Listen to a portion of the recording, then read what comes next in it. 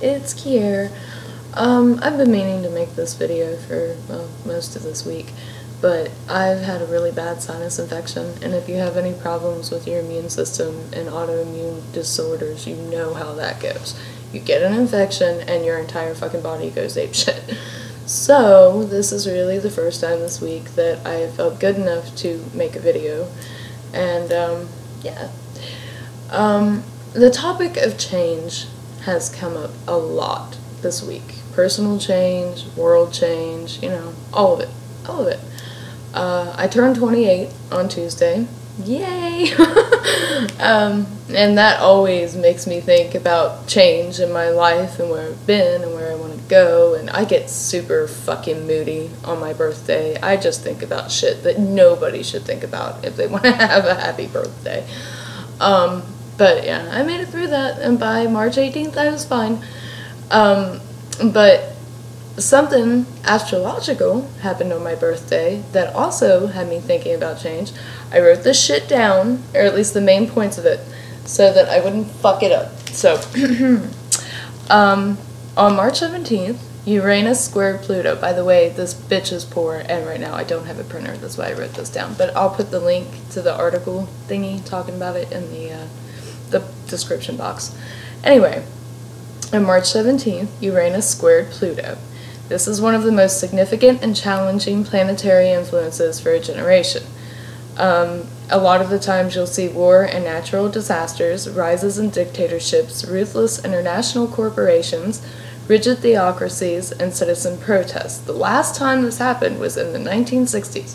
The 1960s. Revolution for the hell of it. Uranus is... Oh, yeah, the reason why... See, I wrote this in, like, shorthand fucking notes with no description. Yeah.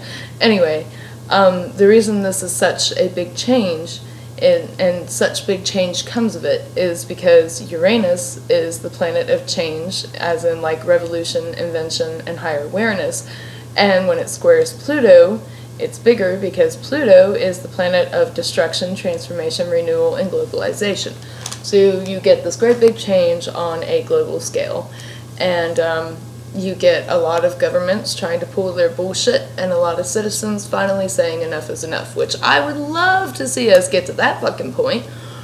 The day after, I think it was the day after my birthday, I got this in the mail, which I ordered last week. Oh shit, it's backwards. Okay. It's Dreaming in the Dark, Magic, Sex, and Politics by Starhawk. Again, I'm a broke bitch, so it's not very often I can buy books anymore, and when I do, I get super excited. The only reason I was able to get that one was because my last royalties amount was like $4.30, and Amazon has the whole new and used books thing that they do, and the people charge like 90 cents for a book, and then you pay the shipping. So I couldn't use the money on the card for anything else, because at all the shops around here you have to spend $5 or more, you can't use the card. So I was like, fuck it, I'm gonna buy a used book. The book I got was actually in much better condition than the one I thought I was ordering, as far as, you know, copy-wise. I thought I was ordering a first edition copy, and it said it was in, you know, barely acceptable condition. And it turned out to be a second edition, and it's autographed inside. To Heather from Toronto. For Heather, blessed be Starhawk, 11/15/93, Toronto. Oh, there's my big ass dog getting up on the fucking love seat. Sit down. There you go. See, you squash her every time. Anyway, yeah, I was six years old when that was autographed. But Starhawk is a writer. I'm almost ashamed to say. Susie, do you want your camera time? Yeah, look, there you are. There's Susie. You can't see that. Anyway, I'm going to try not to be distracted by the fact that he wants me to. There you go. Anyway, Starhawk is an author that I have only really gotten into the last year or so. I'm almost ashamed to say that, because she's actually pretty fucking awesome. She's one of those authors I've heard about the whole time I've been a witch, because she's, I don't know, I mean, she is profound. She really is. And she did start writing at a time when that wasn't really popular. But she really has a thing for mixing politics with our religion. And I really dig that because I hate politics. I don't watch the news. I read only news stories that are, like, in some way relevant as far as, like, what's going on with marriage equality in my state or in the country, what's going on with transgender rights in my state, what's going on with women's rights in my state. I will read that type of stuff, but I do not actively sit and watch the news because the shit depresses me. I hate politics, but I will follow them because I know that politics are directly affecting every fucking one of us, especially right now with so much shit going on and so many rights that are being infringed on, as, you know, all of us as human beings have been feeling that since 2010. But she does a really good job of mixing our religion. Not necessarily even, you know, she doesn't just write it for witches. It's written from a witch's perspective, but she's also Jewish. She was, you know, Jewish descent. She was raised, I assume, from the way she talks, in a Jewish religious household. So, you know, it's more about using the goddess type of energy to heal the fucked up shit that is going on in our world right now. And I really dig that. I don't think you have to be a witch to appreciate that sort of perspective. If you look at the typically male energies and the way that they have directly influenced the world that we're living in right now, and you look at more of the typically female energy and the way that that can heal some of the damage in our world right now. That's not to say that feminine energy is better than male energy. I'm not saying that. It's to say that we both have our strengths and weaknesses, and that they balance each other out. And to me, if it was 100% feminine and 100%, you know, goddess energy that was ruling the world, it would be just as fucked up as 100% male energy and god energy, because they balance each other out. I'm real big on balance. I feel like we need both. We need the mother and the father to heal all of us. And she has some really, really good ideas for, like, group organization and that kind of thing in this book. I'm not totally through with it yet. I am, hold on one moment. I think I'm on, I'm like halfway through Chapter 7, Circles and Webs, Group Structures, right now. But she, you know, has stories about, like, her time in jail because of protests and things of that nature, and I like that. And then she has her experiences from protesting and that kind of thing, and I like that too. I've personally been to 2 protests, physically. I have been signing petitions since I turned 18. Some in person and some online. Believe it or not, I know there are those of you out there who really don't know if online petitions get shit done, but they really do. I swear they do. One of the biggest online petitions I remember us having a couple of years ago was to get Plan B One Step put on the shelves. And we were able to do it. I mean, I don't think we could have reached that many people had we tried to do it door to door. It's kind of hard to, you know, with how polarizing people's concept of things like Plan B One Step are. It would be kind of hard to knock on a door and get signatures and, you know, not be harassed and not be fucked with. So the internet kind of allows you to make a petition, and people who want to sign it can sign it, and people who don't have the chance to really fuck with you about it. Not in person anyway. We all get shit on the internet, like, who cares? Who cares? You know, I've had people run their mouths to me about petitions that I posted and my views on shit, and it is what it is. They have their opinions and I have mine, and that's fine. That's what makes the world go round. But, most of my life, I have had this really strong thing about, I want to say taking personally, the problems in the world. When I was very little, the things that bugged me the most, that bothered me the most, were homelessness and kids going to bed without food and that kind of thing, it really bothered me. It still does. It eats at me. I have given money to homeless people and then just went to my car, or the car my friend was driving, because I don't drive, I'm epileptic, gone to the car and just wept, because it's not enough. You know, I no matter how much you give, whether it's change or $20 bills, it's not enough. And I was really hung up for a very long time on feeling just completely hopeless, because I was looking at world change. Sorry, my hair is driving me nuts. I just washed the shit. It's half wet. It's a mess.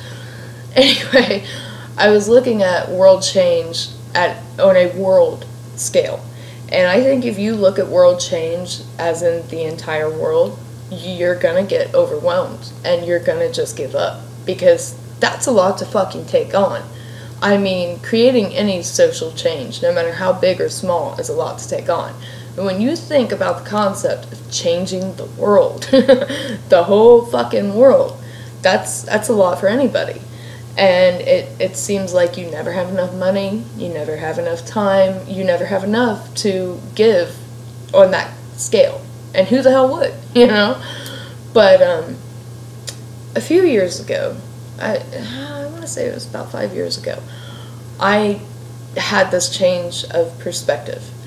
And I was sitting there one day, and I think I was talking to somebody on Facebook about, you know, fucked up shit in the world or whatever. This was around the time that the shit really started about women's rights and the multitude of anti-abortion laws that have come out since 2010 were really starting to roll in. And I was just thinking about, you know, world change and changing everything and how overwhelming that is. And I started thinking about it like, if you want to change the world, you have to first change your country. If you want to change your country, you have to first change your state. If you want to change your state, you have to first change your city. If you want to change your city, you have to first change your neighborhood. If you want to change your neighborhood, you have to first change your home. If you want to change your home, you have to first change yourself. So what I mean by that is that any positive change that you do, if you're not in a position to, you know, you don't have enough money to donate money to the poor, you don't have enough food to even give away canned food, which frankly is where I'm at right now. Like, we're barely fucking scraping by. But if you can sign petitions, if you can first start changing your outlook on it and start feeling like it is possible, especially if you believe in magic, if you believe that you can change energy to change an outcome, you have to first start to believe it's possible. And you have to accept that change, and you have to feel it inside of yourself. And then, if you have children or a significant other or what have you, especially children, I know that I did what I could for, you know, the age that I was and what I had, to teach my baby sister that homophobia is not okay. Making fun of somebody because of the color of their skin, that's never okay. Making fun of somebody because of the disability they have, that's never okay. If somebody's weird, awesome, let them be weird. If they don't have friends, go be their friend, because nobody likes to be alone. You know, these are things I really drilled into her head, because I don't feel like anybody should be cast out for who they are. I feel like it's 2015. I don't think that in a society that claims to be so fucking progressive, we should be as far behind as we are in terms of social equality. I think it's fucking ridiculous that I live in the state of Ohio, which has such a large population of gay people, and not a fucking one of them can legally get married in the state. That pisses me off. I don't feel like that's something that should have been voted on in the first place, because it shouldn't be a matter of law. That is a matter of human decency and human rights. And it pisses me off. I don't feel like in 2015 there should be states giving lawyers to fetuses at the expense of their human, full-grown, live, breathing mothers. I don't feel like that's okay. And sometimes I get so pissed off at the shit that I read and at how far back we're stepping, because not only is it disgraceful to be an enlightened society and to treat human beings this way. But look at how far our ancestors got us. You know, the people who came before us, they fought like hell to make abortion legal.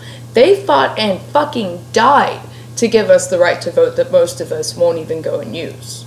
They fought for us.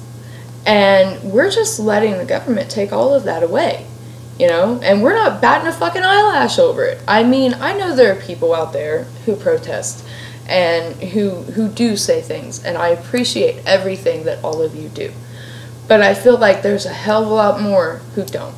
They bitch about it on the internet, you know, they'll fake their outrage, but they don't do anything about it. When it's as simple as finding out if you have a state that you can recall your politicians in. Unfortunately, Ohio is not one of those states. Tried to get that on the ballot, and it was the 2012 election, I think. Yeah, it was 2012. We got it on the ballot, and then the people like our dear governor who didn't want it on the ballot and had all of this backing, you know, financial backing, made all of these commercials and pretended that the bill was something that it wasn't, so that it would get shot down. And that's exactly what happened. And of course, you know, nobody bothers to read. Like me, when I go to vote, for one, I don't care if they're a Democrat or a Republican. I care about how they voted in terms of the bills that have been up before them. If they're voting against my rights as a human being, I'm not going to vote them into office, and I don't give a fuck what political affiliation they have. If they're voting against the rights of other human beings, I'm not going to vote them into office, and I don't give a damn whether they're Democrats or Republicans. I don't care. For me, it's all about how they stand on the issues and not what their political party is. But I totally lost my train of thought. Give me 1 minute. It'll come back. Here I am getting all serious and shit, and then I lose my whole fucking train of thought. Okay. It's coming back. Yeah, anyway. Before I go to vote, I do my homework. I investigate the people that I'm voting in terms of how they voted on issues. I investigate all of the issues I will be voting on and what they truly mean, including the shit in the small print, because you cannot believe political commercials. I mean, you just can't. You know, they're either made for people who are for or against, and either way, you're not going to get the truth that lays in the middle. You're going to get one side or the other, and that's no good. Because you don't know the truth of what the hell you're voting on when you trust that. I just think that we need to be, I know that we all have very, very busy lives, but I also know that we are sitting here every single day losing more and more of our rights as human beings. And I feel like it's a lot to take in at one time. It's a lot to deal with. And I feel like a lot of us do the whole, oh, well, yeah, that's happening in that state, but that will never happen here, you know. We won't have to worry about a woman being jailed for having a miscarriage here in Ohio the way she was in, I think it was Georgia, that just happened a couple of weeks ago. When the truth is, it could very well happen here. If it could happen in one of the other states, guess what? It could happen in yours. It could happen to you. You could end up being a woman who has a miscarriage and going to jail for that. You could end up being someone who falls in love with somebody and can't marry them because of your orientation. I mean, if you don't fight, the freedoms we have that were given to us by our founding fathers, they were not guaranteed forever. Now, don't get me wrong, I think our founding fathers did a pretty good job of putting into those freedoms our ability to fight when they are infringed on. But you gotta fight. You gotta do it. I'm sitting there talking to my boyfriend, actually, I think it was yesterday, and I was telling him, I said, you know, it could be as simple as everybody who, you know, is in the state of Ohio anyway, this is, yeah, everybody who feels like they've been infringed upon because of their gender, everybody who feels like they've been picked on because of their sexual orientation, everybody who's being fucked with because of their race, if all of those people stayed home from work, did not go shopping, did not help the economy go along for just one day, we could make something happen. You know, it's as simple as that. But it's getting everybody together. And another big problem that I see that stands in the way of real change is that people want to fight for their freedoms, but not for the freedoms of their neighbor, who's also being fucked with for whatever reason, and whose human liberties and human rights are being stripped away for whatever reason, but it's a reason different than yours. My opinion is, if all of the racial minorities, all women, and all people who are fucked with because they're lesbian, gay, trans, bi, what have you, all stood together as one cohesive unit, there are more of us than there are of them. We don't need violence. We wouldn't need it. All we would need is to say enough is enough. Because our government officials work for us. We are their employers. In many, many states, you can get a petition together and recall those politicians. There's some red tape you have to go through. I think I actually did a blog post on that a couple of years ago. I'll look through, and if I can find it, I had in there a link that said, you know, what states could, what states couldn't, and what protocol you have to go through. If I can find that, I'll post that link in the description as well. But I just feel like it's coming to a point where if we don't stand up for not only ourselves, but each other, and do it in a fucking quick way, we're gonna wake up and we're gonna be subhuman. Unless you are rich, white, and you have a dick, you're not going to be treated as a human being anymore. I mean, it's happening so quickly with all of these laws that are going into effect. Crazy fucking laws. I mean, shit that 10 years ago I never would have dreamed this shit would pass. And it has. And it's being enacted. This is like, it's crazy. But I didn't really mean for this to be a rant. It totally fucking turned into a rant. The point I was trying to get at is that you don't need violence for change. I know sometimes it feels that way, and I know sometimes that we feel like we're being pushed to a point where you have to have violence for change. You don't need violence for change. What you need is numbers. And if we all stood up together and fought together without, you know, killing people or doing any crazy shit like that, because I'm sorry, I understand the rage behind a cop killing a member of your race and you going out and then killing an innocent cop. I understand that rage can provoke you to do that, but you gain nothing. You solve nothing by doing that. You ruin your own fucking life because now you're going to prison as a cop killer, which means good luck ever getting parole. And you totally sully the reputation of people who are trying to protest peacefully for some kind of change to happen. We don't need violence. We just need numbers. Anyway, again, I didn't mean for this to turn into a rant. I just get so pissed. I just get so pissed.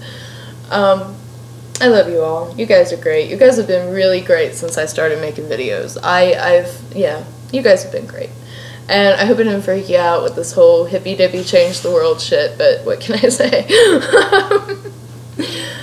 I hope you guys have had a beautiful week, and I'm going to try to make a couple more videos before, you know, the end of next week. But if I don't get around to it, I hope you guys have a beautiful next week too, and I hope you all remember to smile.